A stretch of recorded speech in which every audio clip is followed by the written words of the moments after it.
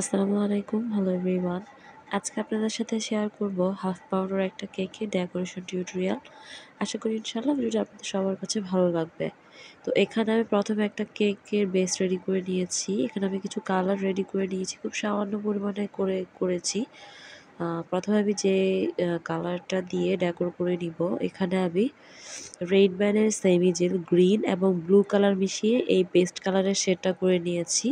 আপনারা নিশ্চয়ই স্ক্রিনে দেখতে পেয়েছেন আমি একটা চামচের উল্টো পিঠের সাহায্যে কিভাবে এই ক্রিমটাকে লাগিয়ে নিচ্ছি। আপনারা চাইলে এই কাজটা একটা প্যালেট নাইফের সাহায্যেও করতে পারেন। তো আমার কাছে মনে হয়েছে চামচ দিয়ে করলেই আমার কাছে সবসময় একটু ইজি বেশি মনে হয়। সেজন্য আমি সবসময় চেষ্টা করি একটা চামচের সাহায্যে এই কাজটা করে নিতে। তো প্রথমে আমি কেকের চারো সাইডে একটু চিকন করে পেস্ট কালার ক্রিম দিয়ে একটা লেয়ার তৈরি করে নিচ্ছি। এরপর এই চামচটাকেই নিচের থেকে উপরের দিকে একটু সোয়াচ করে আমার যে ডিজাইন দেয়া ছিল সেই টাইপের ডিজাইনটা আমি করে নিব। আপনারা একটু স্ক্রিনে লক্ষ্য করলে বুঝতে পারবেন আমি এটা কিভাবে করছি। তো প্রথমে আমি সমান করে নিয়েছিলাম। এখন আমি চামচের পেছনের সাইডের অংশ দিয়ে একটু টেনে এভাবে এই ডিজাইনটা করে দিচ্ছি। এটা খুবই ইজি একটা ব্যাপার। আপনারা চাইলে প্যালেট নাইফের সাহায্যেও করতে পারেন। তো আমার কাছে চামচটাই ইজি মনে হয়, যার ফলে আমি চামচ দিয়েই করে নিয়েছি। তো এভাবে আমি চারো সাইডের কাজটা করে নিয়েছি। তো এখন কেকের উপরিভাগে আমার চকলেটের কিছু কাজ ছিল। তো দেখা যায় যে কেকের উপরে চকলেটের কাজগুলো আমার খুব একটা ভালো হয় না। লেখাটা সুন্দর হয় না, নষ্ট হয়ে যায় বা দেখতে খুব একটা ভালো লাগে না। তারপরে আমি আমার বেস্ট ট্রাই করি। আলহামদুলিল্লাহ কেকের ফাইনাল লুক দেখার পরে আমার কাছে ভালো লেগেছে।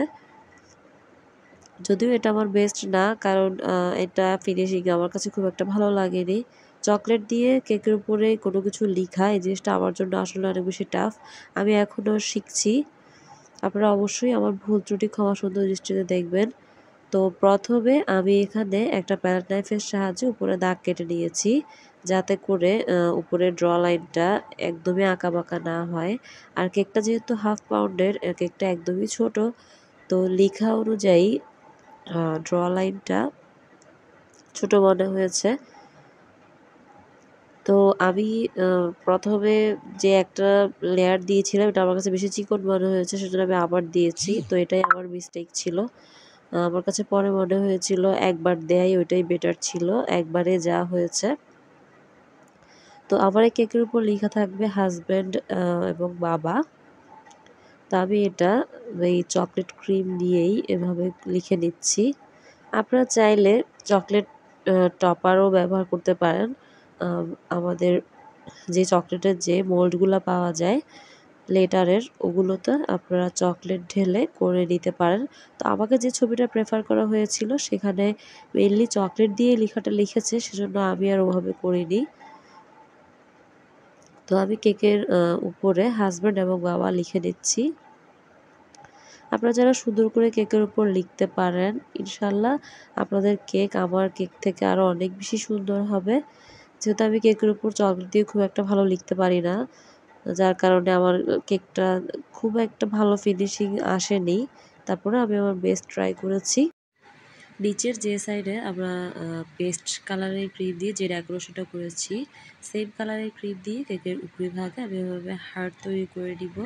এজন্য একটা পাপেল বাগের মাথা খুব সামান্য কেটে আমি এটা দিয়ে হার্ট তৈরি করে নিচ্ছি। আপনারা একটু স্ক্রিনে লক্ষ্য করলে বুঝতে পারবেন আমি এটা কীভাবে করেছি।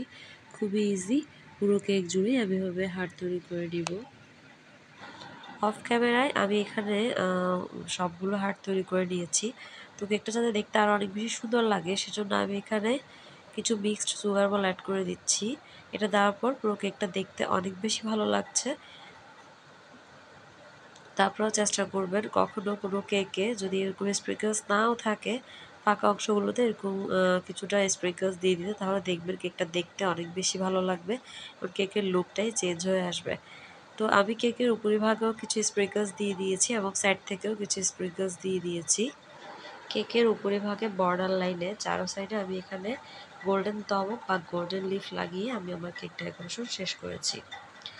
তো আশা করি আজকের ভিডিওটি আপনাদের সবার কাছে অনেক বেশি ভালো লেগেছে। আপনারা সবাই আমার পরিবারের জন্য দোয়া করবেন। এরকম নতুন নতুন ভিডিও পেতে আমার চ্যানেলটা অবশ্যই সাবস্ক্রাইব করবেন।